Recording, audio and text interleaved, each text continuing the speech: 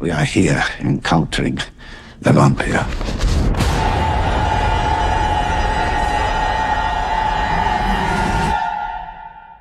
Nosferatu.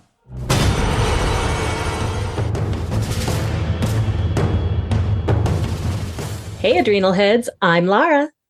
And I'm Mark. And I'm Billy with an IE. Tonight we will be covering Nosferatu 2024. It was directed and written by Robert Eggers and is produced by Focus Feature Films. The tagline for this movie was Succumb to the Darkness. The budget for this movie was $50 million, and as of Monday, $100 million threshold globally, according to Collider.com. Few were expecting the film to become a bit as big of a hit as it has in such a short period of time. I personally am not surprised because I know everyone in the alt and goth community were very, very excited about this movie. So the visual effects artists were Katie Ann Brady, Aditya Kati, Sania Garagozlu. She's the visual effects line producer. And then the score was done by Robin Carolan. Also scored The Northman with Eggers. And the IMDb score is 7.7 out of 10. The Rotten Tomatoes scores that I had thrown in, it's so funny. Off the tomatometer score is 85%, and that's usually critics and themselves criticizing it. But the new audience score, which is fans and people have gone seeing it and putting their own thoughts in it, is 74%. So it's done well, which is good. And it's doing well still. It's still out there in the theaters, people. So go out and see it and get your popcorn tin at your AMC theaters like Mr. Rob Moda did when he went to see it on Christmas Day. But I'd have to say there's lots of people who either really, really love it or really, really don't understand it and hate it. Well, all right. Before we get into the synopsis, but just to throw it out there, this is a movie that is period paced.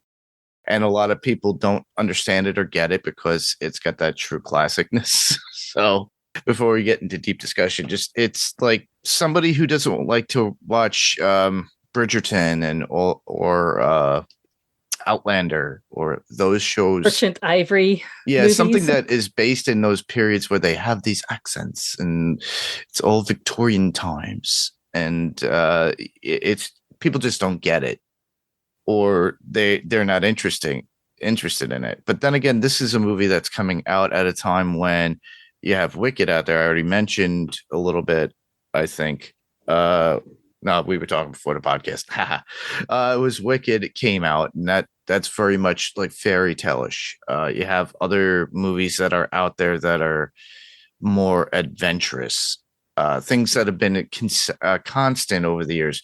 It's like when The Wolfman came out back in 2010, I'm assuming, or around 20, probably around 2012, maybe-ish. I forget who it was that did it, but it just came out of nowhere, but not many people were into it. But also keep in mind that this movie is dense with folklore and occultism, and it's kind of like that movie Hereditary, where you kind of have to read up on who these demons are to know what the heck's going on in the actual movie. So, and of course, it's based off a book by Bram Stoker. Everybody. Anyhow, let's get back to it so that way we can get more into the discussion, even though I kind of intervened and digressed. Synopsis for this film is 1830s Germany. Estate agent Thomas Hutter travels to Transylvania for a fateful meeting with Count Orlok, a prospective client. In his absence, Hutter's new bride, Ellen, is left under the care of their friends, Friedrich and Anna Harding. So this is a little different from what we all remember from the Gary Oldman movie back in the day with Keanu Reeves and Winona Ryder. Plagued by horrific visions and increasing sense of dread, Ellen soon encounters an evil force that's far beyond her control. So, just to give you a brief idea of what it is close to the Stoker fable as well as the original Nosferatu. I think it's a combination of everything, and then even the old Dracula with Bela Lugosi. So they kind of mix it all in, but like Billy was saying, it's got a lot of folklore in it. So he'll probably go into more detail on it. So, as always with this particular podcast, we go into people we may know within the film. So, first and foremost, the man himself, Mr. Bill Skarsgård, who plays Skarsgård. Apparently, that's the proper enunciation. I found out during an interview with his brother, Count Orlok. So he'd be seen in the movie It, or the It series. How many movies? I think it was 2 movies that came out for It. John Wick 4, The Crow, which Lara and I did cover on Panels to Pixels podcast, Boy Kills World, and Hemlock Grove. And of course, he is part of the Skarsgård clan that we all know. He ironically played a vampire in Hemlock Grove. Yes. And his brother also played in True Blood. True Blood. So he's fulfilling As his a vampire. destiny as a Skarsgård. Then we have Nicholas Hoult, who plays Tom Hutter. He's in Warm Bodies, X-Men First Class, The Favorite, The Great, which is the TV show about Catherine the Great, and he plays a very derpy character in that show. It's very funny. I love him so much. Yeah, he's hilarious. I love him so much in that. Yeah, he was hilarious. And then we have Renfield, which is funny because he just likes to dwell within this sort of Stoker verse, I guess you could call it, where he's plays different versions of characters in this kind of story. Which is funny too, because now he's also cast. He's part of the James Gunn universe. Everybody, he's in the DC form, so he's going to play. He's going to be playing. Lex you Luthor. can say it, Mark. Lex Luthor, Yes. the shiny bald guy. So he That's did gonna be shave his awesome. head. So I'm curious what we're going to see of him soon. Me too. Next, we have Lily Rose Depp, who plays Ellen Hutter. If you didn't know, she is, of course, the daughter of Johnny Depp. And she was in not very many movies so far. Yoga Hosers and Tusk, both done by Kevin Smith, and The King. And of those 4 movies I've seen, or 3 movies, I've seen 2 of them, and now I've seen Nosferatu. So I guess I've seen the majority of her work. Yeah, I think she was in. I forget, it was a Quentin Tarantino movie that actually had. Wasn't she in Once Upon a Time in Hollywood? That's what I'm talking about. Okay. Yeah, because she was in there. She made a cameo with her best friend Harley Quinn Smith, who is Kevin Smith's daughter. And I felt the same way. It wasn't on her IMDb, so maybe that's because it was a cameo. It was probably a cameo. You could barely even see Harley every once in a while. She's just walking in the distance as part of the group of girls. So I was going to say, wasn't she one of the Charlie's Angels? That you see. Yeah, Charlie Manson's Charlie's Angels. Manson's Angels. Unlike the Corey Feldman Angels. All right. Oh gosh. All right. Next up, a man himself who has played Count Orlok in a previous movie, which was called Shadows of the Vampire, which was a dark, humorous, comedic take on it, which I did enjoy too, by the way. Mr. Willem Dafoe, and he plays Professor Albin Eberhard von Franz, or Van Helsing, if you want to think about it, everybody, because it's true to the Stoker lore or fable. So we could see him in all these other films. He's been around forever. The man is almost approaching 70, I believe. So he's like 69. So we saw him in The Lighthouse and The Northman. Also, that was done by Eggers himself. So he's probably a one of those true to force actors that stick to one director and writer. So that's pretty cool. Sam Raimi's Spider-Man, we all know him as the Green Goblin. Poor Things, which I saw and I thought was interesting. A lot of people didn't get it. It was a very strange movie. I always thought of it as like a trippy Frankenstein style movie with Emma Stone. Aquaman, John Wick, Boondock Saints. There's a whole slew. You could go through his IMDb page and go and pick a movie, everybody. You won't be let down. And I'm glad you remembered Shadow of the Vampire. I don't know why I didn't put it in there. Obviously, he played Max Schreck, who was the original Count Orlok. Well, which is the name of the actual the actor who played him in the 1922 version, which is so funny. And then we have Aaron Taylor Johnson, who plays Friedrich Harding. Mhm. He's in the Marvel movie Kraven the Hunter, Bullet Train, DC. Kick-Ass, Avengers, Age of Ultron. Oh, it is Marvel. What am I thinking? It is Sorry. Marvel. Yeah, it's I guess it's because Spider-Man. it's Sony. I was thinking something else. Yeah, it's true. Next, we have Emma Corrin, who plays Anna Harding. She's also been in Deadpool and Wolverine, Lady Chatterley's Lover, and The Crown. I just had a realization. I've been thinking about this for days because she looks so familiar to me. I'm like, where have I seen her? Where have I seen her? Where have I seen her? Deadpool and Wolverine. She's bald in that movie. That's why. Mhm. Yeah. I knew she was in this movie. It just took me out of it because I'm like, she got hair. That's the difference. It's the face. She has such for a me. distinctive face, though. Her face Yes. is very distinctive. She's got that look to her. I don't know if it was like a Chloe Sevigny kind of look to her with the distinguished cheeks and eyes, or the color of her eyes, but I don't know.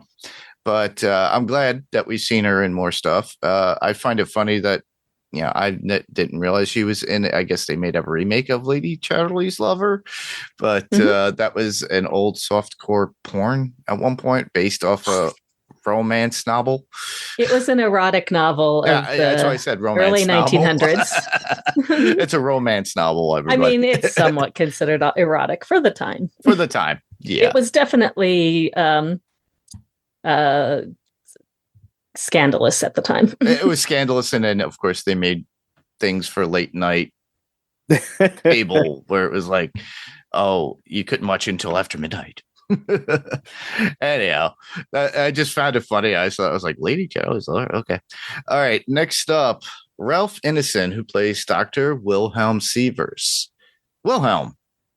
I might actually interject the sound effect when I edit this.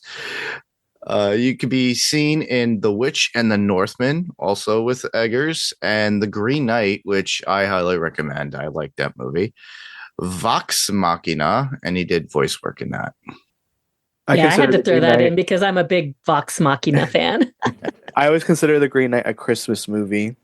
The Green Knight? Yeah, when people ask me why, I'm like, read the story. That's true. Read the story. True. And I loved that movie, actually. I actually thought that was an A24 movie because it was so in the vein of A24, but it's not. It's maybe it's a Focus Features film. Probably. I'll have to go back and look. I'll finish it off. We have. Oh, no, go ahead. Go ahead, Mark. I guess I'll finish it off. I didn't see the coloring, so Simon McBurney, Hedernach, and he can be found in The Conjuring 2, Jane Eyre, and The Last King of Scotland. Yeah, I think a very prominent English actor. He's in a lot of British films. Yeah. The Jane Eyre one. So let's move on. Oh, sorry. Go ahead. I was gonna say the Jane Eyre. Because I love that movie. I do. It's the one with Mia Wachowski. Mia Wachowski. Thank you. Michael Fassbender. My favorite version. Oh my gosh, it's beautiful. I like so many versions. I like the one also that has William Hurt and Gainsbourg, Charlotte Gainsbourg. Yes. Oh, wow. I like such period piece nerds. I know. Well, because I love like 19th century writing. So Jane Eyre is Jane Eyre's not 19th century, but in that time period when I was reading all that stuff, that was one of my books that were my go-to. So, anyways, excellent. Let's move on to our general thoughts about the movie. And I put here that I just talk about a brief history of the original Nosferatu, but I'm sure that Billy and Mark know just as much about it as I do. So you guys want to kind of chime in as well? Well, I do know that the reason why Nosferatu was made is because F.W. Murnau wanted to make a film adaptation for Nosferatu. But at the time, Stoker's widow was still alive. And not only was she still alive, but she was holding on to that the copyright and she was holding on to it, and then despite a court order to destroy all copies, the movie was allowed to survive, and the film was able to gain a cult following and eventually be recognized as a masterpiece. So Nosferatu was an underground movie for the longest time. Yeah. because it had such likeness to Dracula that not people, but institutions were actively trying to destroy it. That is true. Yeah. And she did try to sue Murnau over it. And the funniest is that, like, before we started recording, Billy and I were talking, and they altered it a lot. So it takes from the Stoker fable and kind of alter it. So that's why you have different names, you have different appearance. Well, that's how Murnau figured he could skirt the copyright laws by just changing some of the names and some of the events that happen in the story. Yeah. So it became such a huge Mina / Ellen staying with her 2 friends rather than staying with her friend Lucy, and all of the suitors and everything that get involved in the Bram Stoker novel. I'm not super knowledgeable about any of the court cases or suing that happened because of this movie, but I'm pretty sure some of it created intellectual property precedent. So investigate. Yeah, I know that she did win the suit, but it took so long for the company to pay her back, and then the production company went out of business, and so she really was never able to retrieve those winnings. And also, as part of the suit, they were required to destroy any copies of the movie there were, but those laws weren't enacted very well. And plus, it had already gotten out there into so many different distribution areas that they couldn't destroy them all. And so they were able to find copies here and there across Europe. And then they actually had to piece them together to create a full film because they didn't have a copy with an entire film. So that's why sometimes it seems a little bit broken. My daughter and I actually watched the original on Roku television just before we went to see this in the theater, because I really wanted her to see the original first. And it's funny because you know how he had to change all the names to avoid the copyright laws. Well, when we watched it, they had just put the names from the Bram Stoker novel back in place. Oh, wow. Thomas was Jonathan Harker and Ellen was Mina. Oh, actually, they called her Lucy. I'm like, Lucy, that's not her character. Lucy's the friend. That's cool, though. So Nosferatu is a punk film then. It is. It's a punk Very film. underground and subversive. Well, that version right now is 102 years old, 103 years old, actually. So, yeah. Oh, wow. It came out in 1922. Yeah. That's 12 crazy. years old. Or 112. 102. Oh, God, I can't do math. 103. We're in 2025. That's true. Well, it came out last year, so Well, I'm going to say. yeah, 102. You're right. You're smart. The first time I saw it, it was a really fun night because that was my freshman year at CSU, and I had some friends, but I didn't really have anyone to do anything with on Halloween. Some people were going to like frat parties, and I'd like gone to one frat party when I got into college, and I said, well, that's all I ever need to go to. And so for Halloween, I decided I was going to go to my local student union that was showing in the theater a double feature of Nosferatu and The Cabinet of Dr. Caligari, which are 2 masterpieces of like German expressionist film. Yep. And they actually hauled in an old organ from the nearby church to play the music live.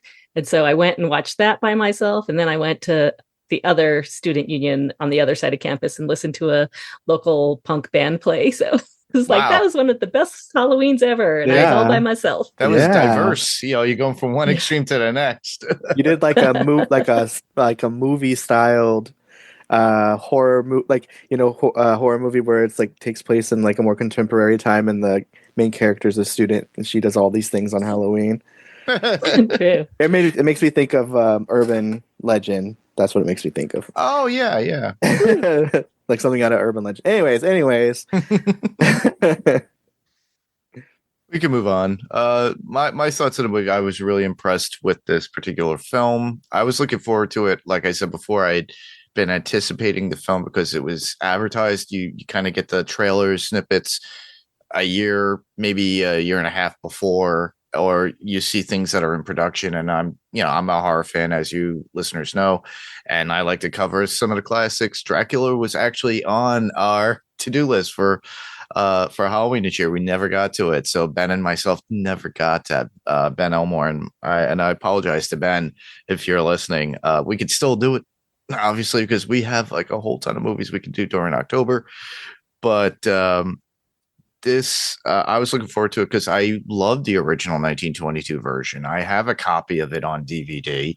Lara, like you said, you were able to see it on Roku, but this is something to expose to everybody to this 103-year-old version of the 1922 version, but to have it redone. And like I said, Shadow of the Vampire is an interesting take on it based upon how Murnau did it, but it's like a weird comedic story of how it originally was done. And you get to see, of all things, Willem Dafoe with that makeup on. And I always think back to it, the mousy kind of look. And I didn't see anything of Skarsgård before of how he looked as Orlok.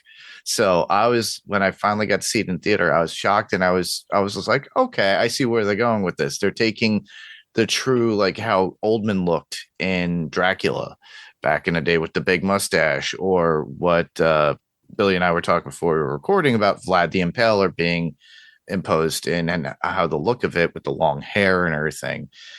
They still gave him that ugly look of like he's a hulking, hunched over mess with claws, even in regular look at night. But I liked how they brought him out slowly. You barely saw him in the very beginning because he was a shadow when he was going over Hutter at the time at the table. I love all the scenic views of everything within the film. The music, the score is done very well, and the actors did a great job. So this is a movie that I would purchase on digital download or like 4K Blu-ray, and they have the metal boxes or whatever for Blu-rays. I would probably do that just because I like it. I think it's really, really good, and I'm hoping it gets awards. And the DVD or the Blu-ray is going to be including a lot more. I think they're going to have a director's cut and some additional scenes. It's like extended or something like that. It's already 2 hours. I think it's like 2 hours and 5 minutes with before credits, everybody. But think about an extended version could go up to 3 hours. So you're talking Lord of the Rings. What'd you think, Billy? Well, I have a lot to say about this movie. So as I was talking to Mark before we started, I've only seen the movie once, but I wanted to see it again before we recorded. However, I wasn't able to.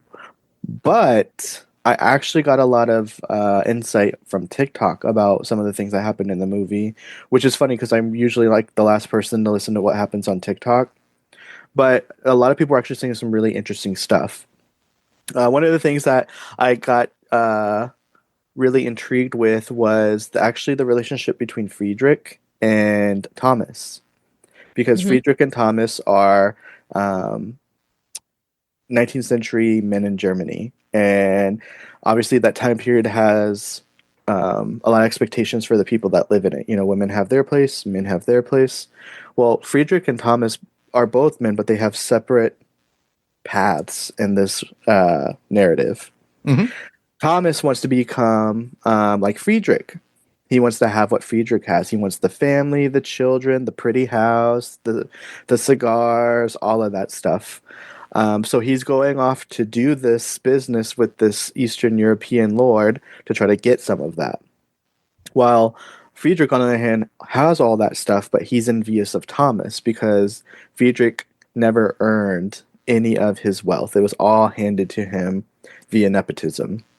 And so it goes to show you that what Thomas is going through and what Thomas is experiencing is a initiation ritual, if you want to call it that. He's being put through a test to become a man, while Friedrich never goes through that test. And it's reflected on how he views his life, how he views his guest, how he views his wife, who he paws at like a juvenile.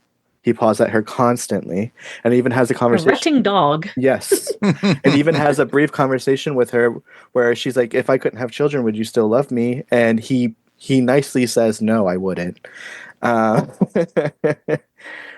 and then there's a lot of other stuff in this movie that I really, really loved. There's the fact that Orlok is the folkloric Revenant vampire and not the Western pretty aristocrat vampire, which I love them dearly, as you all know. I love them dearly.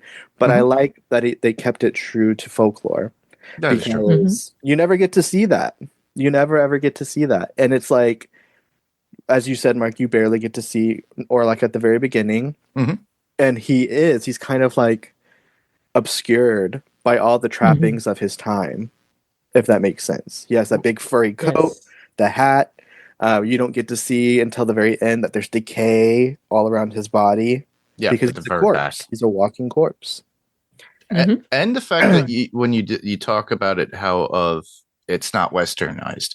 Right. I love how when Thomas is sent by his boss to go with this, he mentions it's past Bohemia, and then of course as they breeze over the map, it goes straight to Transylvania. They never state flat out it's Transylvania.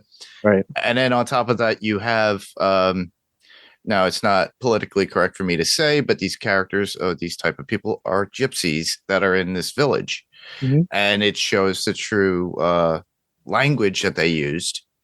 And I like it how it represented them in their natural way. But with Orlok, he even states himself when he's talking to Thomas about their ways and how he's not as aristocratic, or as I think he mentioned something about he's not as intelligent as the new modern world that Thomas lives in. That where he's going. We seem like He says he wants to escape the superstitions of these Correct. people that are backward and believe him to be a monster. Oh, they're so silly. These silly, superstitious people. I want to go to your modern world where I can suck you all dry and you'll have no idea. And that actually is very important to the story, because this story is a story of juxtaposition. There's man versus woman. There's old versus new. There's east versus west. And Ellen, she is the superstitious element in this otherwise enlightened era Victorian Germany. And that's why people treat versus her, reason. right. Then that's why people treat her so badly. It's because she doesn't do what they do, which is adhere to reason and logic. So, and Orlok, not Nosferatu, when Orlok comes to Germany and he brings the plague with him, he's not just bringing the plague, he's bringing an ancient curse. Ancient is the operative word. Correct. And it comes with occult writing and contracts written in languages that people don't understand. And so to be able to understand that and combat that, they have to go to somebody who can comprehend that. And that goes to my favorite character of the actual movie. You'd think I would love Orlok. I actually love Professor Von Franz, because he has insight, and he treats them like buffoons because he makes very valid points about why their point of view is so silly, especially when it comes to this darkness, this evil. And he even tells Ellen at one point, like, the evil's not outside you, dear, it's inside you. Everybody has it. And so there's also a lot of various elements that play in this movie, like the uses of medievalism to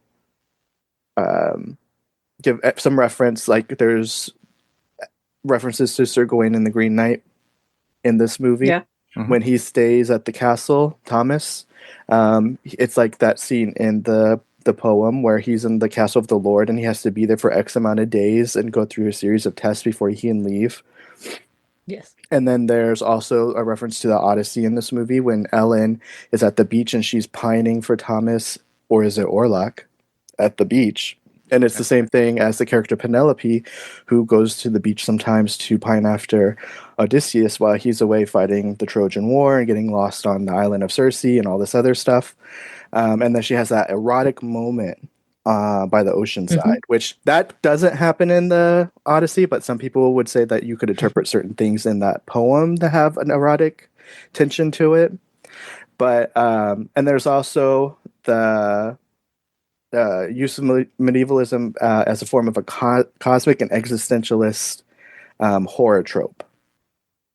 Because, as we said, in the Victorian context, whose understanding of the natural world was explicitly preoccupied with the use of reason and logic over superstition, which is seen when Thomas interacts with the gypsies, when the supernatural becomes real, then everybody has no idea how to handle it, because that's not the world they live in.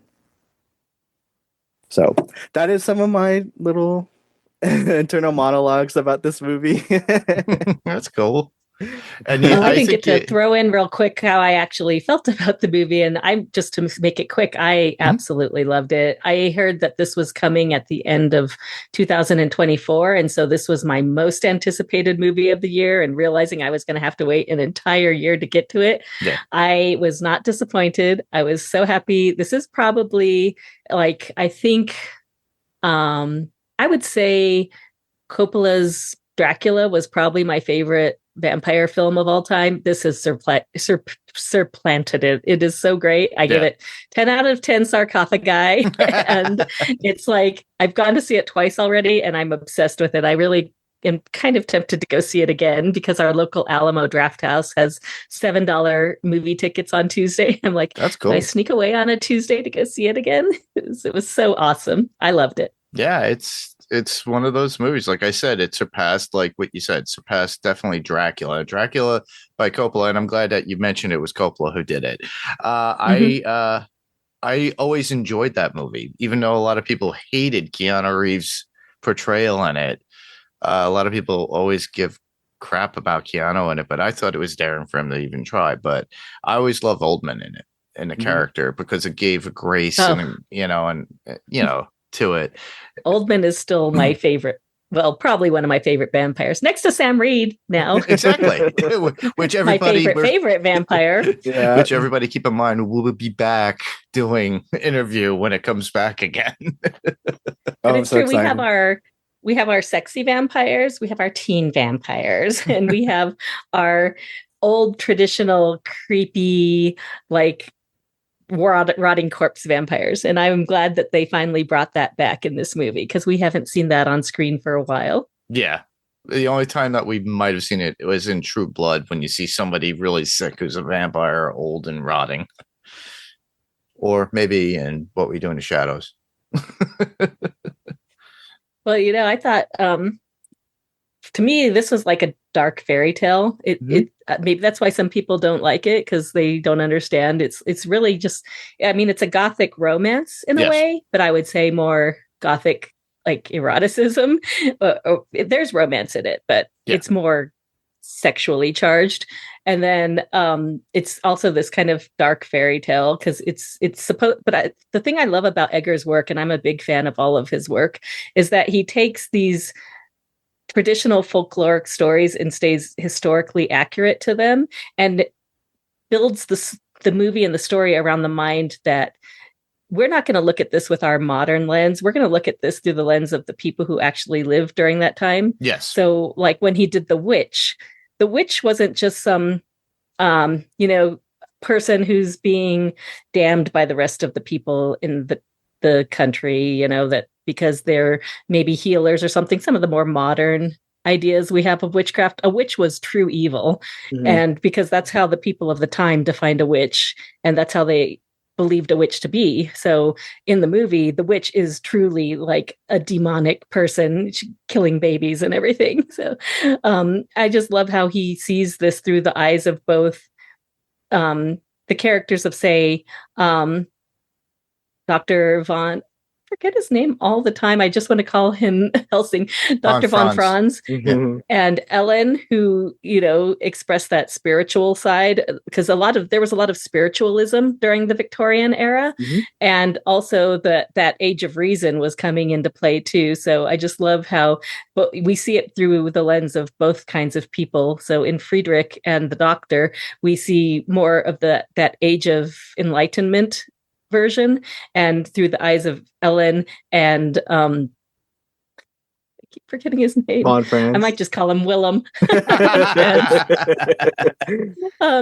We see through a little bit older lens of superstition and spiritualism. I love Eggers' films because they usually deal in two things. Well, they deal in a bunch of things, but the main things that you usually find in his films are usually hysteria and female hysteria. And he talks about those things a lot. And it's always in a feminist point of view, of course. Like especially in The Witch and Nosferatu. And he did Midsummer, right? Am I crazy for thinking? No, he didn't do that one? No. Okay. He did The Lighthouse and The Northman. Okay, yeah. Sorry. I don't know why I was having like a weird blending. But it seems similar. Yeah, but it's usually how society treats women that he depicts, and I like that because it's not automatically empathetic, which is sort of like what a lot of people who write from feminist points of view do. It's overly empathetic, which is not bad, but when you want to have a more nuanced understanding of what could possibly be going on, the way he does it definitely gives that. It's just and like there's the scene where she's obviously having like a full-on panic attack, and the guy insists that they tighten her corset, Oh yeah, Mhm. and you're like, what the hell are you doing? Why? you're How is cutting off that her circulation. Which is Right. true because that comes straight out of history. That's Right. what they believed, that women needed to be like kind of held in and like so that they could like maintain their emotional state, and so many things have been um kind of speculated about Mhm. women's hysteria, especially women going through certain periods of life. Menopause has always been a huge source of uh, just paranoia and speculation in the medical world. Mm-hmm. But also, another point that I want to get to later is just women's sexuality. Mm-hmm. It's always been tried to be suppressed because, if they release too much of their sexual desires, they could just fall into hysterics. This was in the time when they believed in the humors that like bile controlled your general constitution, and so Mm-hmm. things like a woman orgasm would be considered as unhealthy in their point of view. So I love this movie. I guess I also loved it because so Eggers used to be a prop manager before he started writing and directing. And you could tell by his complete attention to detail. Like when they walk into Herr Knock's office, I want to live in that space. It's so beautiful with all the apothecary shelves and the books falling everywhere and the papers everywhere.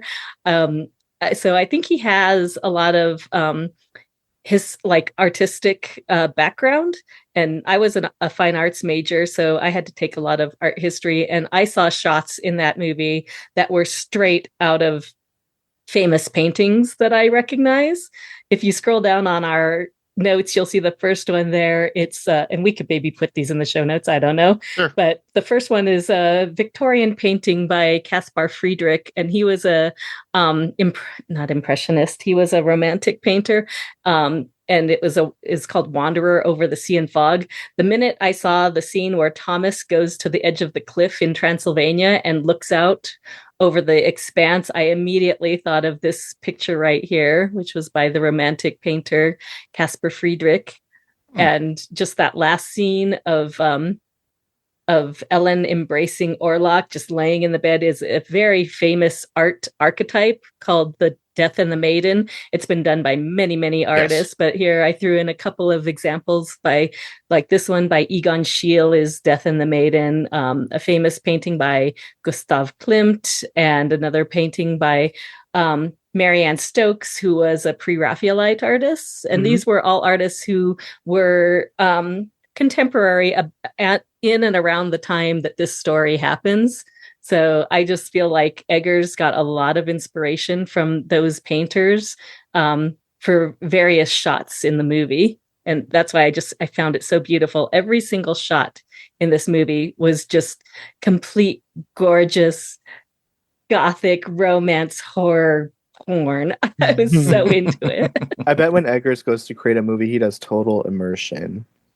Like completely, like watches movies, listens to music, probably visits those locations, maybe uses the English spoken and stuff. Excuse me, stuff like that.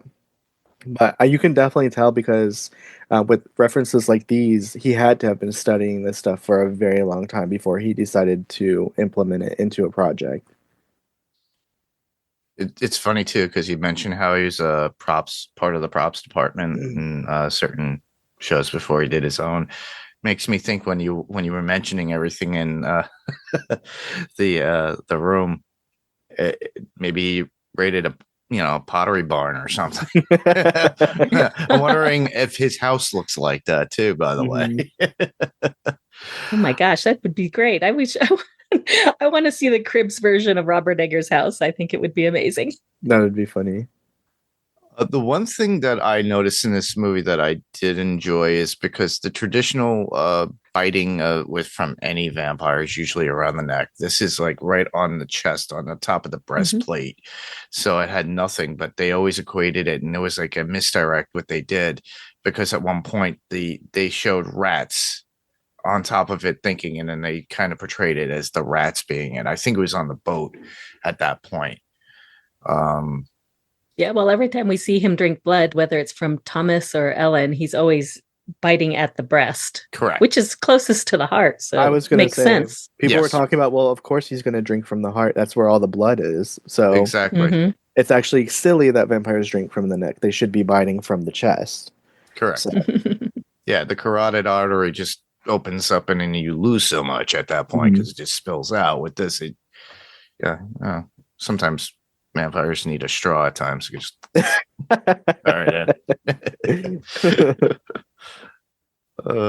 but I think we moved into certain moments within what we like within a movie, like certain scenes. One scene in particular, it happened a couple of times. It's the hand of Orlok, how it's shadowed and it goes across to reach Ellen at times and to possess her. And there was a Sam Raimi moment where her eyes go white and she's drooling and she's going through the convulsions, especially when she's, talking to Thomas. And I think it was at the time towards the end at that point where she was taunting Orlok with that, because she's like, let's show him our love, and goes right into love making and keep hitting. It's like, I'm like, okay, here is a sex scene. But the thing is the way it was, and that shows the women's sexuality, like you were mentioning before, Billy, how they try to say it's like, oh no, don't do that. But I like how it was presented. And then on top of that, I've said it before, the scenic look, the sceneries that we do get, like with Thomas when he has to walk back, or even them approaching the Abbey from the water. So they're all three of them in the water, Thomas, von Franz, and as they're going to his new house in the new world to kill him. Their thoughts were just to go there and to kill him. I like those visuals. The visual effects on it were great. The scenes that they have, I'm pretty sure most of it was heavy CGI'd, but they showed what I'd like to see is the location shots. It showed actual snow, and you showed a physical person there, him climbing, and you could see the mountains on the side. I would not be surprised if that was second unit and that wasn't the guy who played Thomas, Nicholas Hoult. I took a sneak peek at some of our behind the scenes bits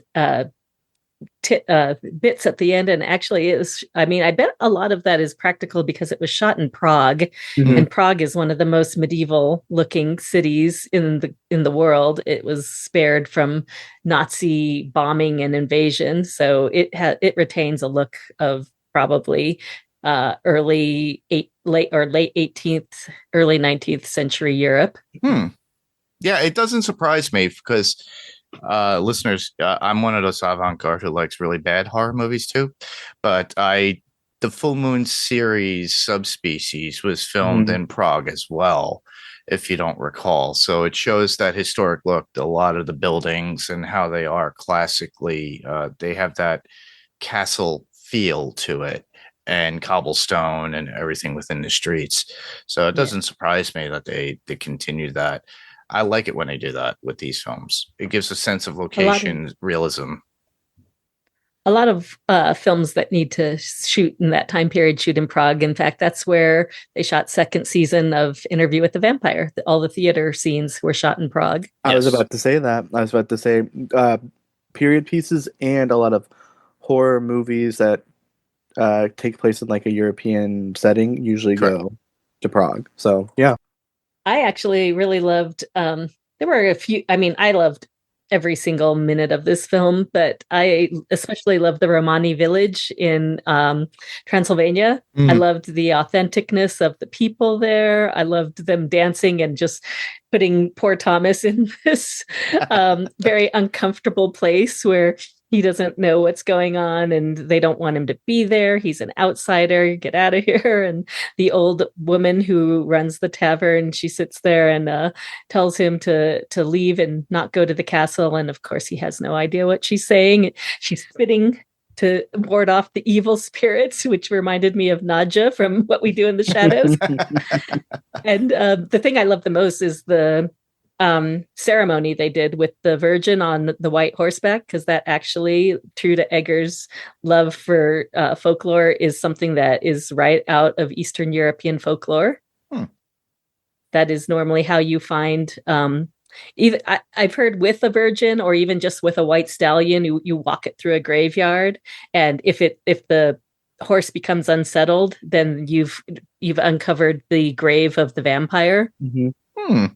Interesting. Yeah, so that was, I mean, that had nothing to do with the original movie. That had nothing to do with Bram Stoker's novel. I think Robert Eggers really just wanted to put that piece of original folklore into the movie. That's pretty cool, though. He wanted to make the fantasy be part of the real world, and I love that so much. I mean, I was obviously someone who's really enthusiastic about occultism and stuff like that. Seeing that used in an actual horror movie is just fantastic. It's like chef's kiss, because it's, as much as you like what people do with these character tropes, a lot of people like to Rick Rorty in it, and it gets frustrating sometimes because it's like, I would like it to be accurate to form at one point. So, and he did the same thing with the witch, just like as you mentioned with the flying ointment with the baby fat. That was, a lot of people are like, what was that? Why did she do that? It's flying ointment. That's how they made their brooms fly. They used baby fat. You need a baby. And I loved well, actually, you wouldn't know this, Billy, but back when we were kids, Mark, there used to be a Time Life series called Time Life's Myths and Legends or something like that. Yes, it was a book I wanted series. that set so bad. My parents would never buy it for me. And so I went to the library one day and they had the full set there of Time Life books of God, I can't remember what it was, but it was an entire encyclopedia of the supernatural. And so I checked out, witches and wizards and dragons and vampires. And so back in the far recesses of my mind, I have all these bits of like folkloric information that came from that Time Life series. So I love it when I get to see Robert Eggers, who must have like found an old copy of it at his grandma's house or something and just decided, I'm going to make a movie about this. It's so funny that you do bring that up, because I remember the commercial explicitly of when they used to advertise it on TV. That they had that in the Old West stuff on there to buy in books. But yeah, I remember it, and yeah, I always looked forward to that too. And I always I wanted to have it's like your own encyclopedia of like the interesting world of fantasy, horror, or supernatural Folklore. Yeah. Now I have one question. The people that Orlok killed, or bit and sucked on, obviously they were turned. Am I correct? I don't think so. Yeah, I don't think anyone got turned. They had them. They were kind of zombie-ish kind of looking creatures, and then we saw it in Transylvania when they were killing or destroying that body. I think they were thralls. I don't think they were turned, because it's implied that he got his vampirism through a pact with the devil. Yes. Through black magic. Yeah. So I don't think they were turned. I think they were just like how, the C-word character was. I think they were like that. Okay. Yeah, because it's like they constantly were just killing these things. It's like destroying them. Even Von Franz towards the end, he was like, we gotta get rid of all this. I was like, okay. But I like the correlation for its time, for the how it relates to the times that they were in with the Black Plague.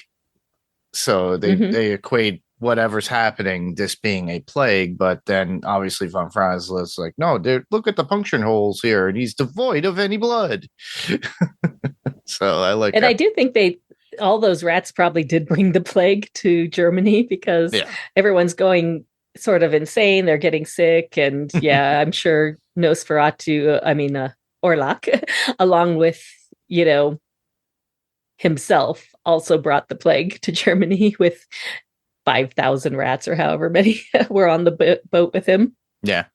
Speaking of which, I love that Dickensian town of Weissenberg, Germany. I had to look up what the town was because twice when I watched it, I tried to hear and I couldn't hear, but it's called Wiesborg, Wisborg. And it's funny because I thought, oh, bold move, Robert Eggers, like bringing this movie out at Christmas. But when you're paying attention, the movie takes place at Christmas. They've got a Christmas tree in the background, and it's going on my Christmas list from now on. It's got Thomas running through the street in these very Dickens-like outfits. I feel like the beginning of the movie almost feels like a Christmas Carol. That's cool. It's Christmas. It's snowing. It's great. It's going up there with Die Hard. And Lethal Weapon. Die Hard and Nosferatu. Gremlins. Yep, exactly. And I just have to say the Seaside Graveyard, because in all three movies, the 1922 version, the 1979 version with Werner Herzog, which I don't know if we've mentioned before, but there's a 1979 remake of Nosferatu by Werner Herzog, which I haven't seen yet, but I really would like to. And in this one, they all have that Seaside Graveyard, which is so eerie and beautiful. I just love the framing of it. Yes. Did you have anything else, Billy, about interesting moments or no? Do you have any favorite scenes, favorite moments?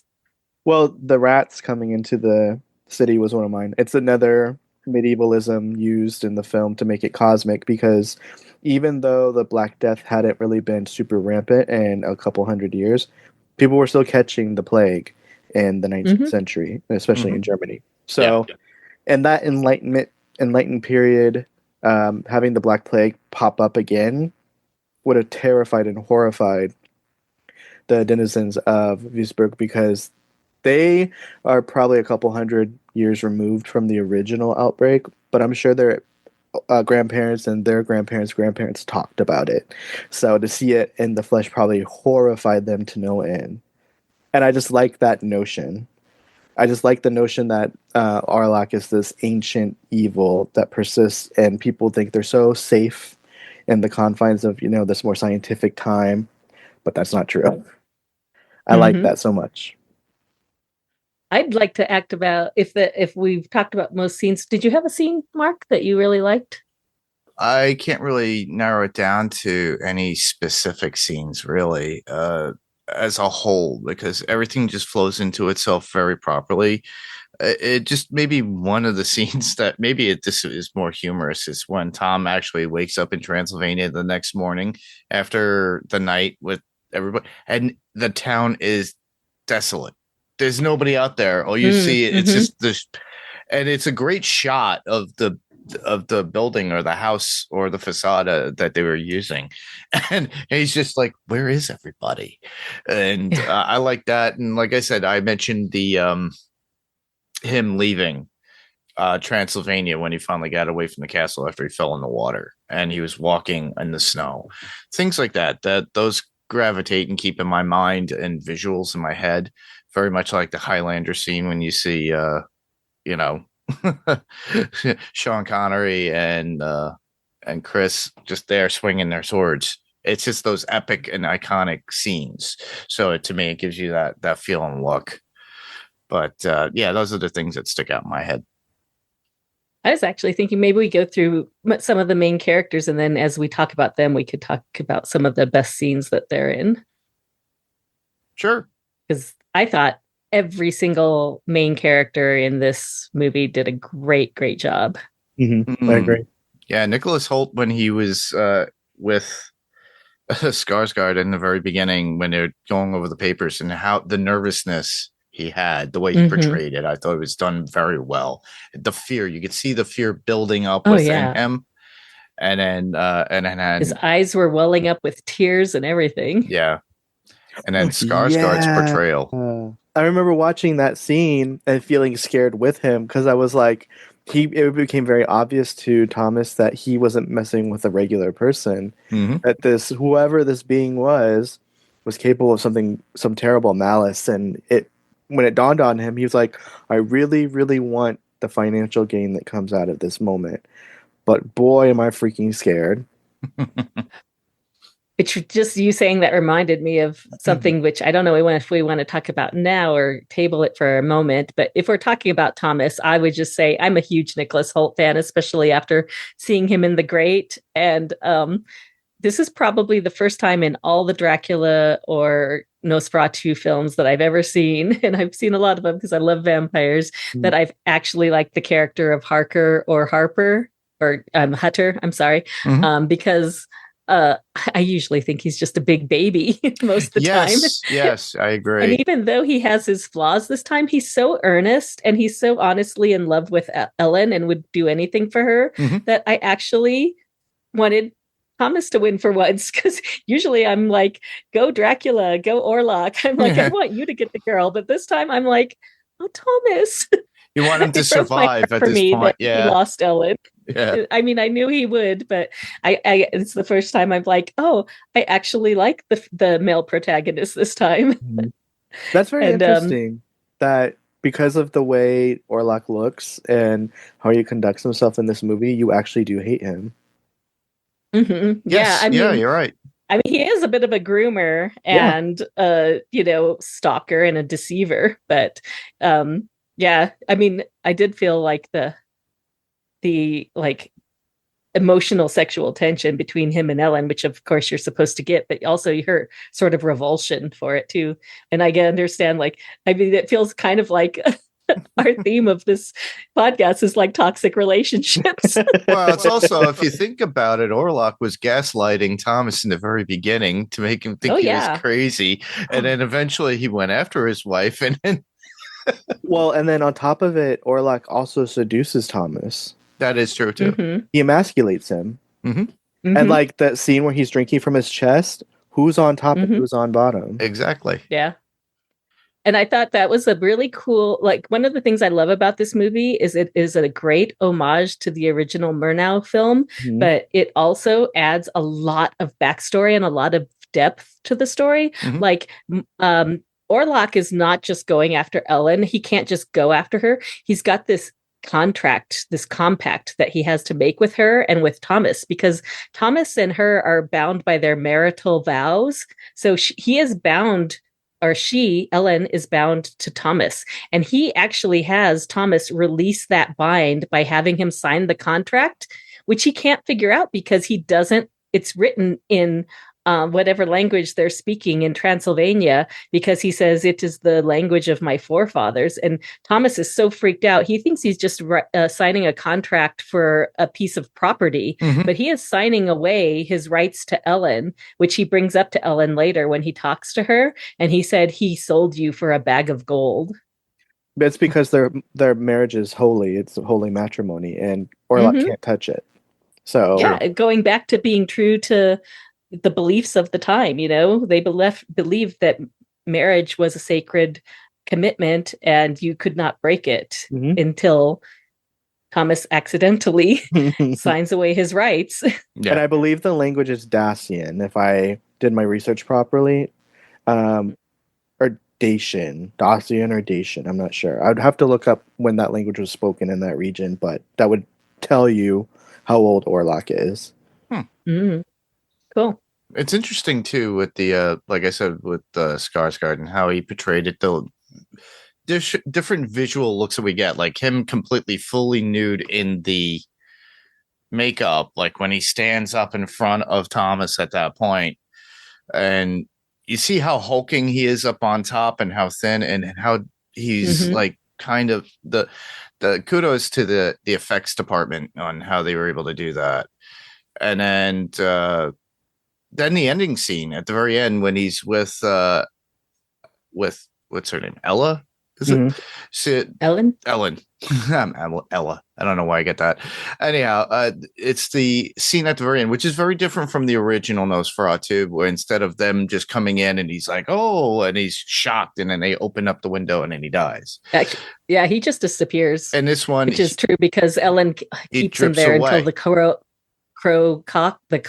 crows. Yeah. And then he looks at the window and the sunlight comes in and he just like disappears. But in this one, he kind of gradually melts all over her, and she's holding him. And then his eyes, he's crying, but he's crying blood.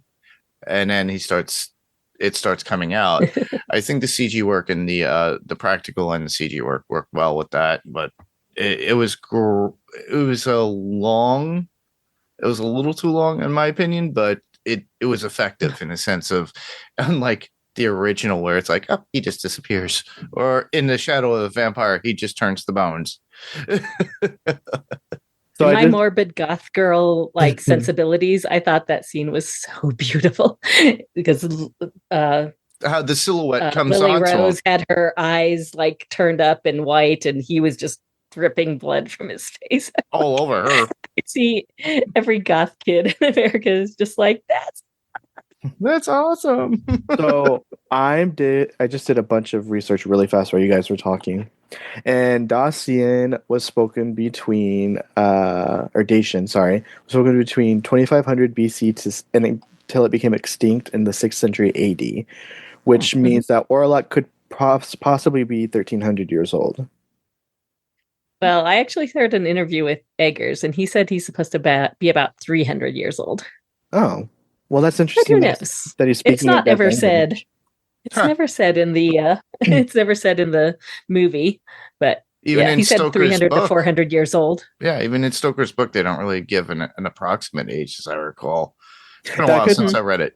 That could leave a lot of doors open to maybe the way he got his condition was through some sort of ancient Dacian magic or something like that. I don't know.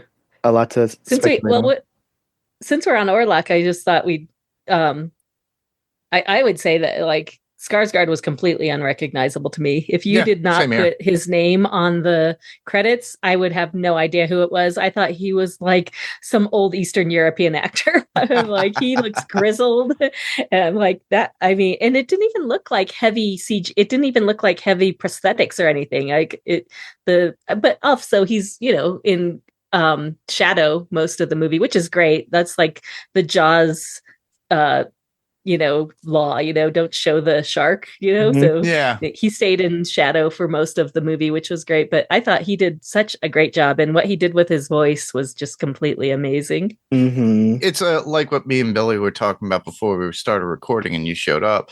We were talking about Doug Jones, and Skarsgård seems to be becoming that more of that because he played in it. I think I mentioned it before, but he's becoming more of that person that go-to in this makeup, and he's transforming not only in makeup but in body as well. So it's so wild because you can never realize if it's really Doug Jones. Like The Shape of Water, he was what's his name in Hellboy? Abe Sapien, and then and he is the Baron Labyrinth. In What We Do in the Shadows. Exactly. What We Do in the Shadows boyfriend. Yeah. But the funniest is that when I love how when they Guillermo winds up burning him and then he shows up and it's only his upper arm and his jaw. But then he comes back later on, which is cool. But they're both manipulators of like within costume, but they were able to pull it off where they're able to emote, they're able to act within it. I'm sure. And it didn't really sound like Bill. His voice is very different. This one was very harsh and demonic.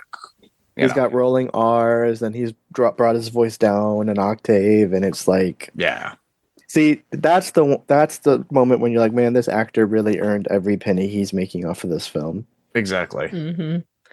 So what do we think about the look? It's very controversial. A lot of people are like talking about the look of Orlok. I love it. I don't mind it. I liked it a lot. I love it. It's different in comparison because the reason why is everybody's so used to the hunched, skinny armed with claws. Funny vampire teeth. With the mouse. I actually have, during the pandemic, Mr. Taylor himself, I forget his first name, but I bought it from him and he was working with Mr. Savini and they were doing these, but I have a true vampire one which shows the teeth like that. And that's how it's supposed to be originally, but that's that classic 1922 look. And Billy, you were mentioning how it's like that's how he was presented, and also that was meant to be different than what we got, because in the 22 version they were being sued because of Stoker's wife, so they had to alter it, so they made him more mousy looking, like a big mouse face with the little front teeth that come out like a rat, and then that's how it bite. But with this, they went more for the Stoker, or like I would say, I mentioned it before, the original Coppola look with the mustache and then having the long hair. But in this case, they gave him a bit of a receding line because of age, obviously.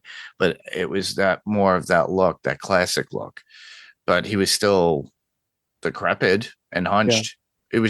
He was a giant, though, in my thought, in comparison to some people that he was near. Like, Nicholas Hoult is not a short person by any means, but I think he was wearing like some sort of like platform boot while he was doing. Yeah, because in real life, Nicholas Hoult is a couple inches taller than Bill Skarsgård. They're both very tall men, but I think he must have been elevated a little bit because he looked huge. Yeah, to be more imposing, to be more menacing. Yeah.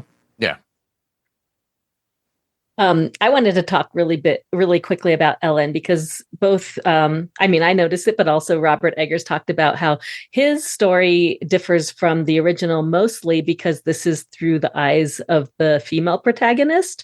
Like in the past, she's always been kind of a passive character. I mean, sometimes she takes some action, but in this, she has a lot of agency, and I really loved it. And it's not the modern sensibility of agency where she's this strong woman. She starts off as very meek and timid. And I love the backstory he gave for her, that she grew up a very lonely child.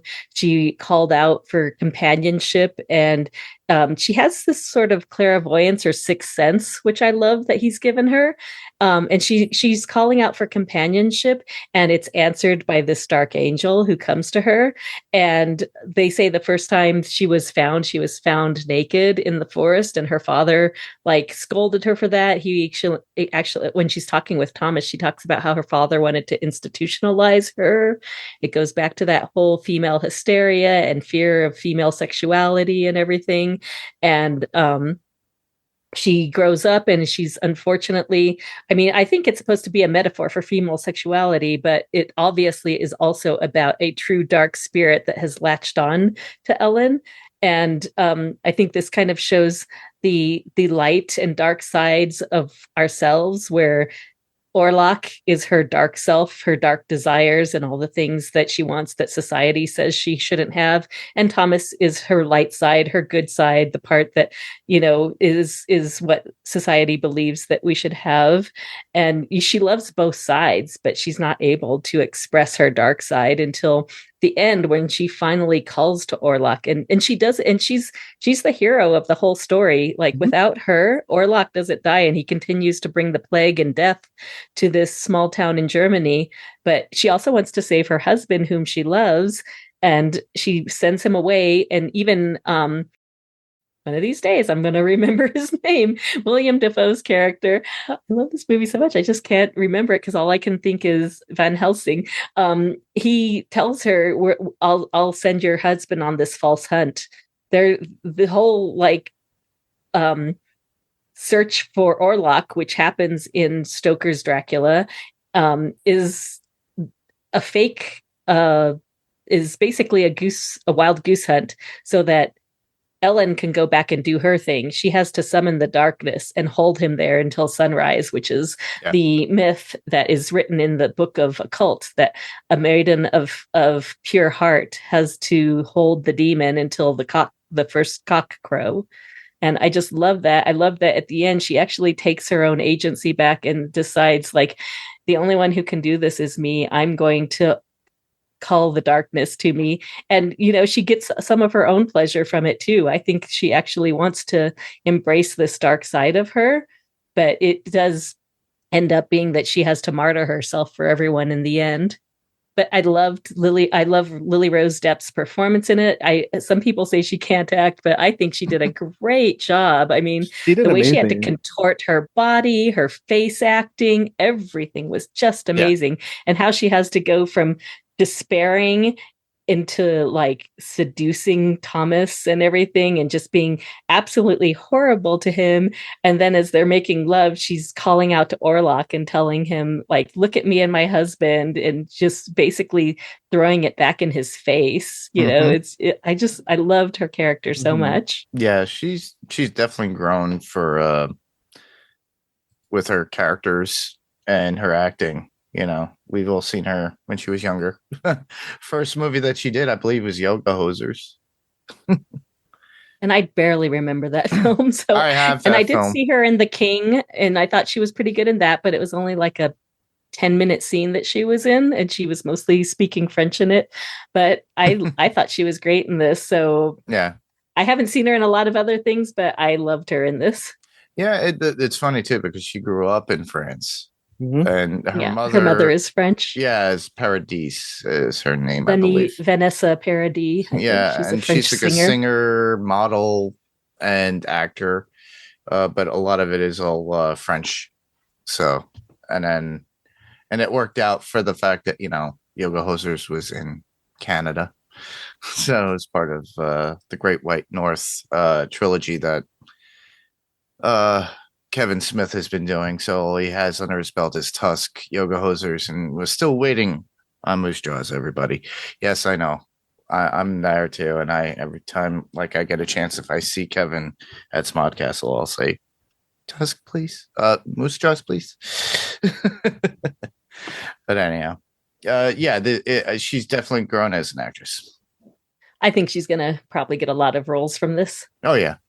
Did you want to talk about Professor Von Franz, Billy, since he's your favorite character in the movie? I would love to. Truth be told, I want to grow up to be Professor Von Franz. The man who's just so out of his mind and can only recite like occult factoids and stuff like that. And one of the reasons why I love him so much too is because of all the men in the movie, he's the only one who understands Ellen. He understands the part she plays. He understands her significance. He understands her when she talks. And he's the only one who believes her. He's the only one willing to believe her. And I want to throw one thing. It's in my interesting factoids towards the end, but I want to bring it up now just because it's a really cool nod to another fantastic penny dreadful or gothic horror story. When they ask when they start talking about Professor Von Franz, his associate says that he's been thrown out of all major universities, and they go, why? Well, it's because he is a cult enthusiast, and he references a lot of alchemists, especially Cornelius Agrippa, Paracelsus, and Albertus Magnus. These were all the same alchemist that got Frankenstein laughed at when he was going to school in Germany, and it's all the alchemists he referenced when he made his monster. So I thought that was probably a deliberate thing from Eggers to make a nod to another fantastic gothic story, but it gave Von Franz a more cool characteristic, like sort of like he exists in all gothic stories. He's the old wizard crazy guy who knows how to kill the monster, and you have to go talk to him and deal with his shenanigans and malarkey just to get the answers that you need.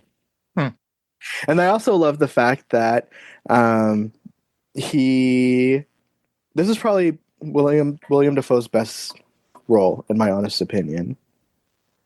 And there was this video I watched where he said he had to work with the rats, and he loves them so much that it was delaying his scenes because he didn't want to step on them, which obviously any empathetic person would not want to step on the poor babies as they're doing their job.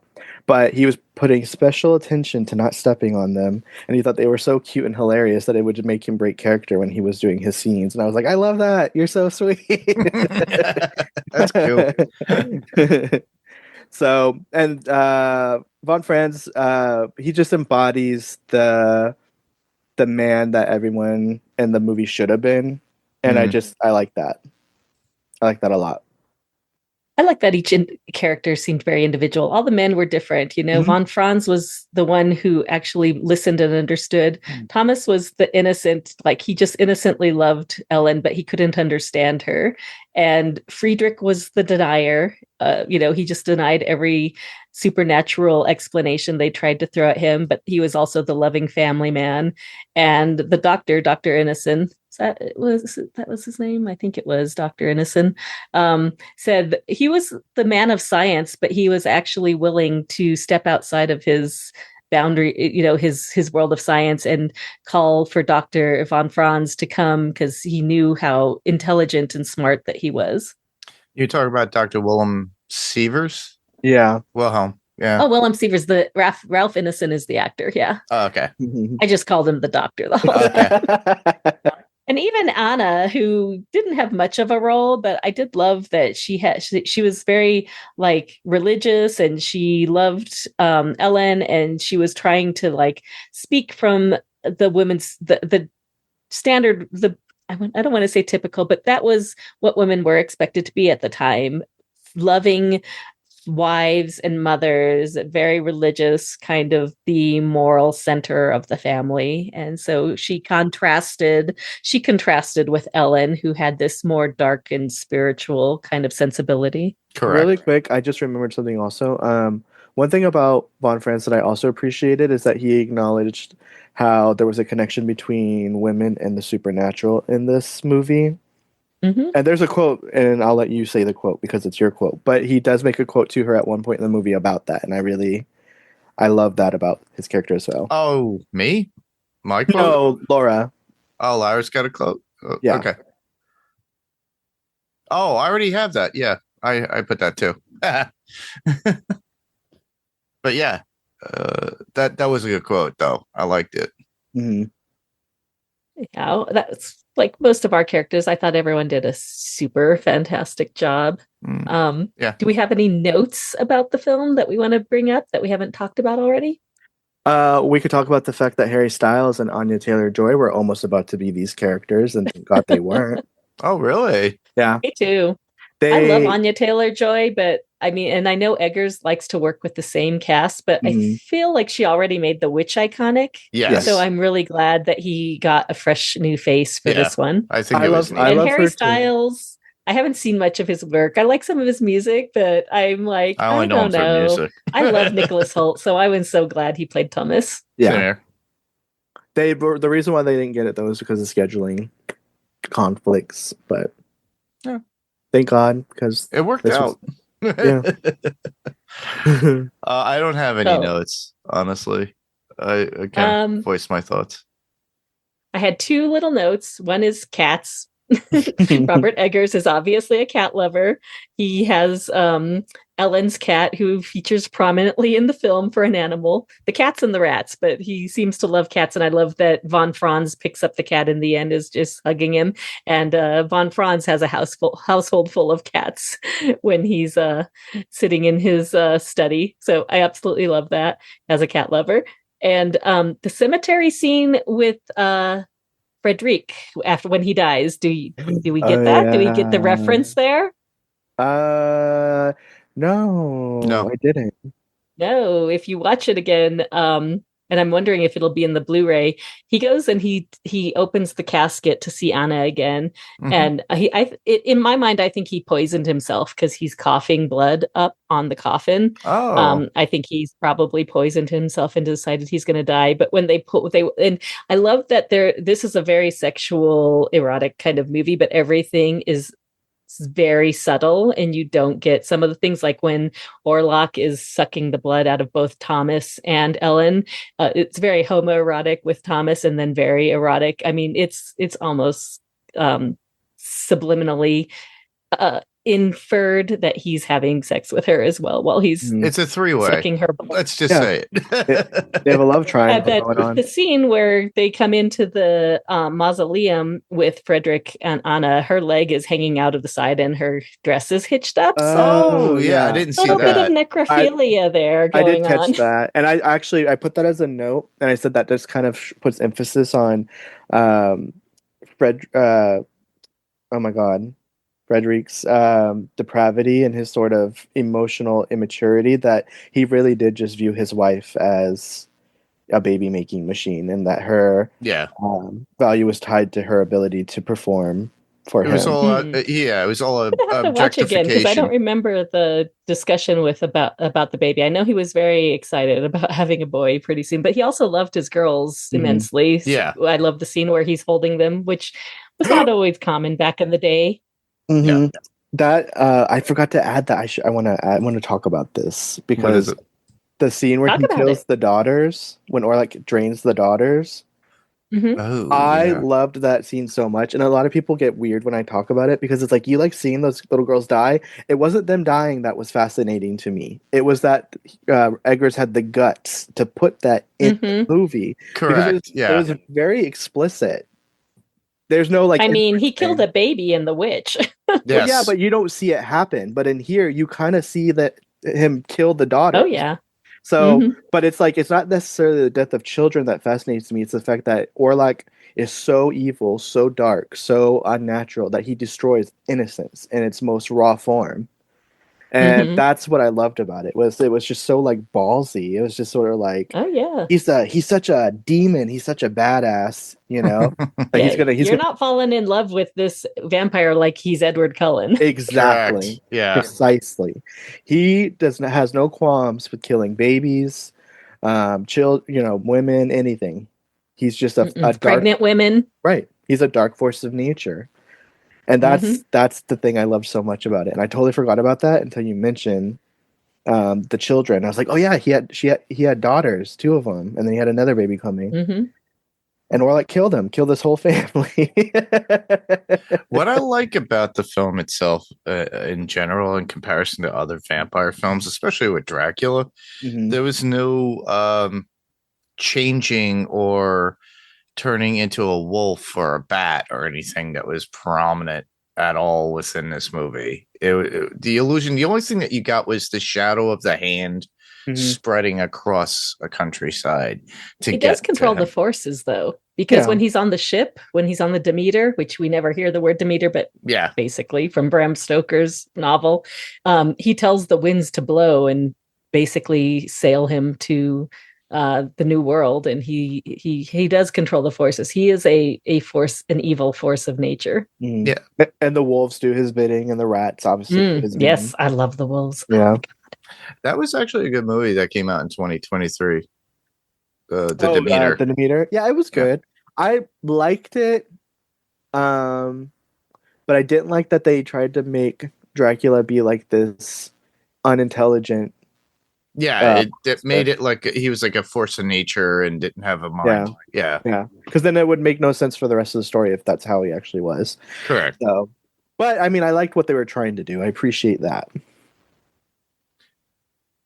All right, so we should probably move on to interesting facts. Yep, and let's I know go we've mentioned some of these already. Yeah, let's get to interesting facts or unknown facts about this particular movie. Why don't you go ahead, Mark? I'll read the first one. Okay. Eggers' interest in Nosferatu's dates back to childhood. So he first saw an image of Max Schreck as Count Orlok when he was in elementary school, which left a lasting impression. Well, makes sense. I can relate. Eggers is known for his meticulous attention to historical detail.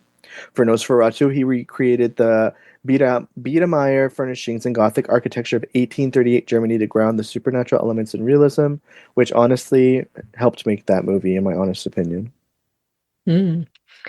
The haunting interiors of Count Orlok's castle were filmed at Pernstein Castle in the Czech Republic, a location also used for Werner Herzog's 1979 adaptation. The exterior shots were filmed at Corvin Castle in Romania, where Vlad the Impaler was imprisoned. And if you go back and watch the original Nosferatu, a lot of those shots, especially at the castle, were almost shot-for-shot remakes of the original film. All right. Well, next one. Bill Skarsgård, who plays Count Orlok, worked on with an opera coach to lower his voice by an octave adding an unnerving depth to his character. I agree. It does. And I watched videos where he was like obsessed with it too. He was constantly doing the practices and Yeah, he said it would take him like half an hour to warm up Mhm. because he had to like prep his voice for it. To create 19th century Europe. The production team built 60 sets in Prague, including 5 entire city blocks that mimicked historical architecture from Germany and Transylvania. If they And kept for the that, film's oh, I'm sorry. If they kept that stuff up, I would see if they would sell it as like apartments or something. I'd live there. Me too.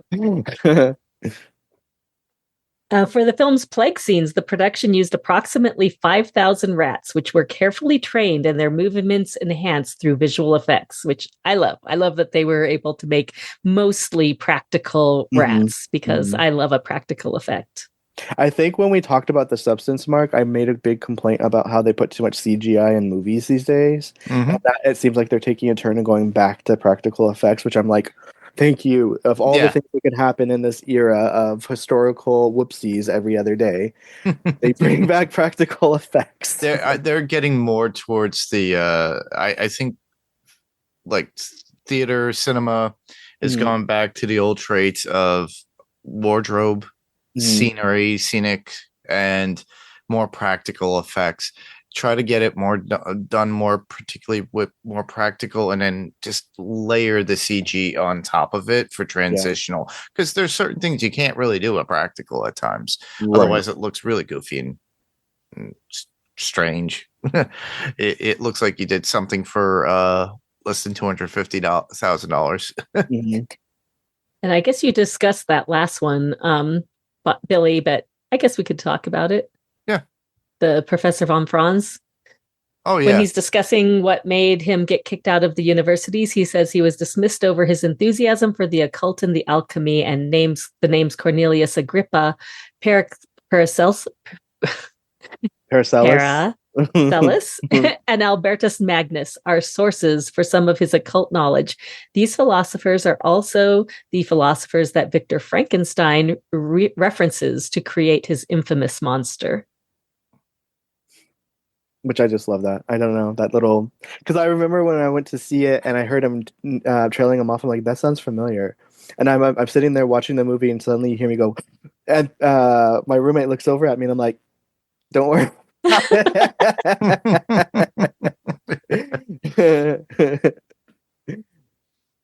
And now we come to our favorite quotes. So do you want to go ahead, Mark? Sure.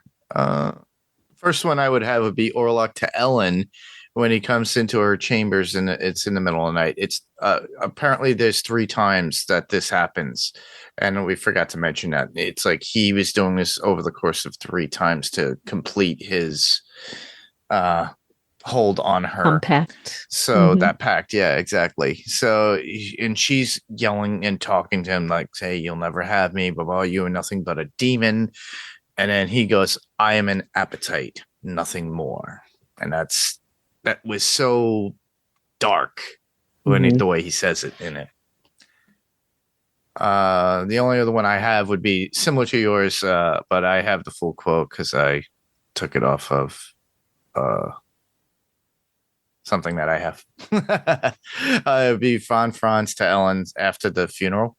And this is the complete quote. "In heathen times, you might have been a great priestess of Isis, yet in this strange and modern world, your purpose is of greater worth. You are our salvation." Meaning, it's funny. It's like him handing her the keys of being a superhero or something with those words. Yeah, I love that too because he's talking about her clairvoyancy and sixth sense as well. You know, that she's a special person. Even Orlok says she was not made for humanity. You know, she has a sixth sense, and in in more ancient times, she would be considered a priestess. Yes. And then my quote is also by Franz, and he goes, "I have seen things in this world that would make Isaac Newton crawl back into his mother's womb. We are not so enlightened as we are blinded by the gaseous light of science. I have wrestled with the devil as Jacob wrestled with the angel in Penuel, and I can tell you that if we are to tame darkness, we must face that it exists. And I just love that because his character is just, yeah. Yeah. I mean, I could just take the whole transcript of this movie and throw it in here because I loved practically every line in it. Yeah, they were very creative dialogue in it that you could literally take from almost every scene something specific and it will stand out. And Eggers is very specific about dialogue and dialect and stuff. He couldn't do it as much in this film because it would have all been in German and we'd have to read subtitles. But like what he did with The Witch and the way they spoke in The Witch was supposed to be very historically accurate to the time. I love when Ellen says to Orlok, "I have felt you crawling like a serpent in my body, Count." And Orlok's response to that is, "It is not me, it is your own nature," which I believe is the metaphor of this, is that he is that dark desire within her. And then I love when Ellen says about the cat, when Professor von Franz asks her if that's her cat, she says, "She is Greta and she has no master or mistress," because I believe that of my cat as well.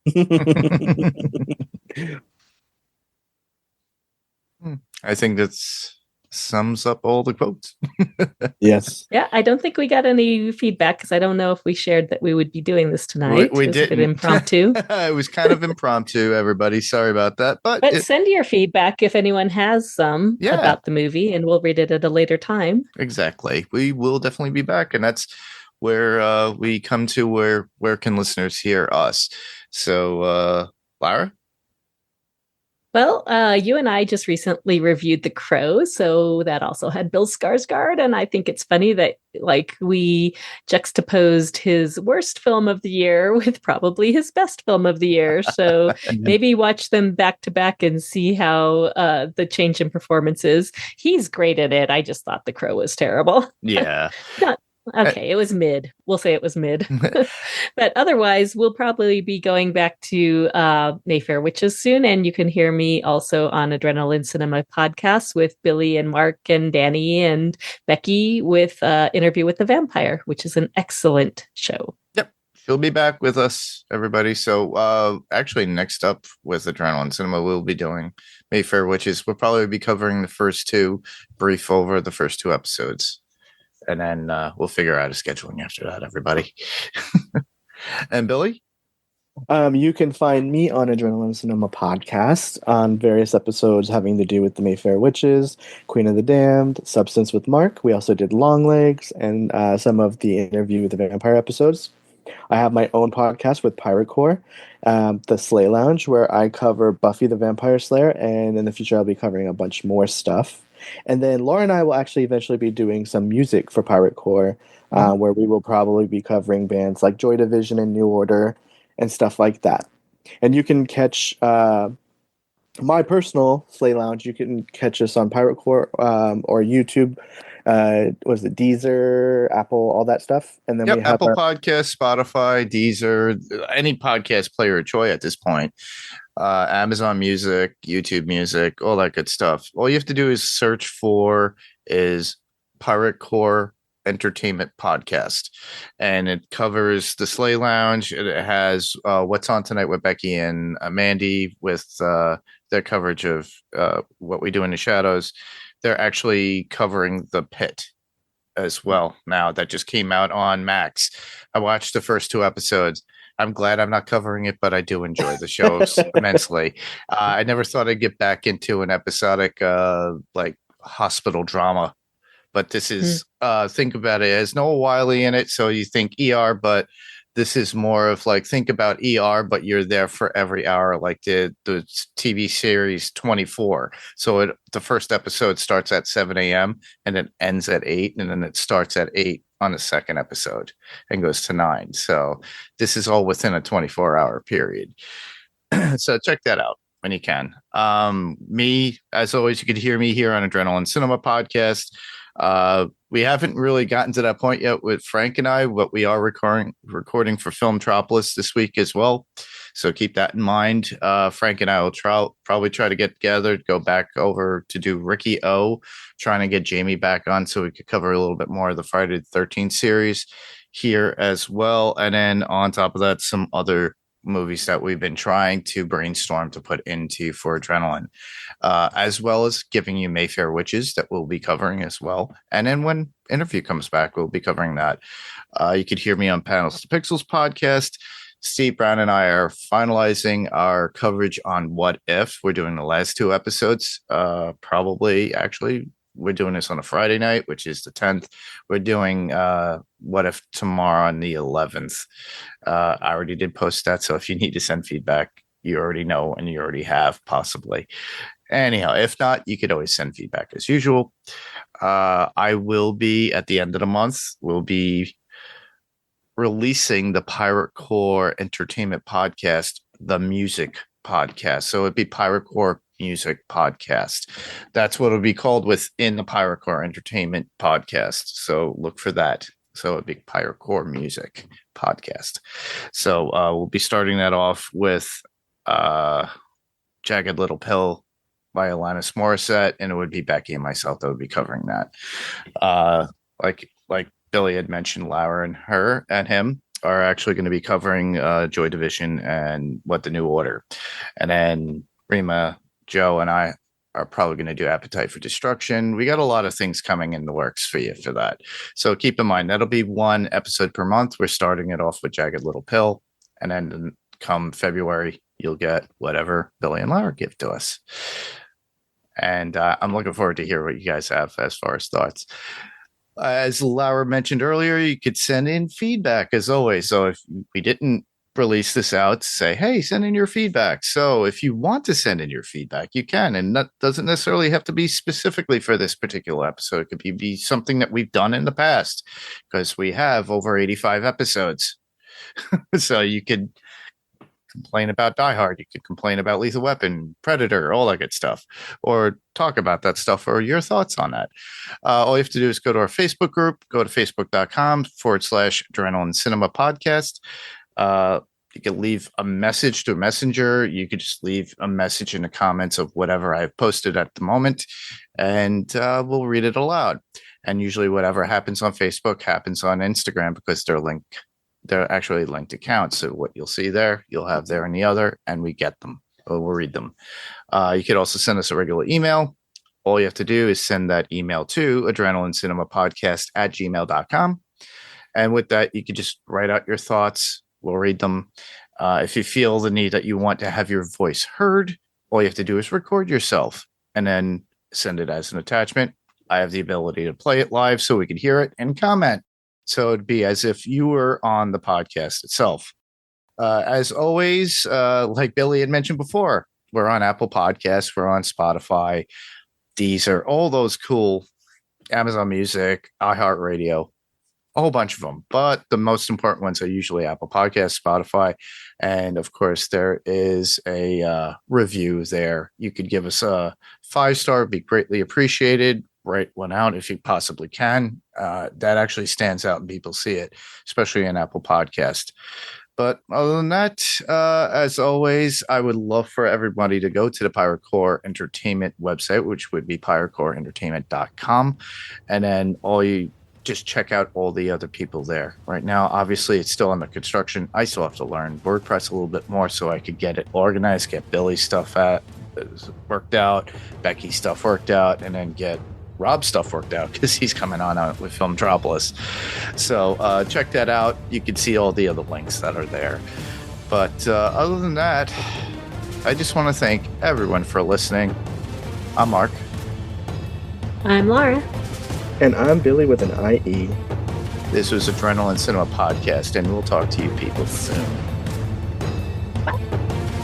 Bye-bye.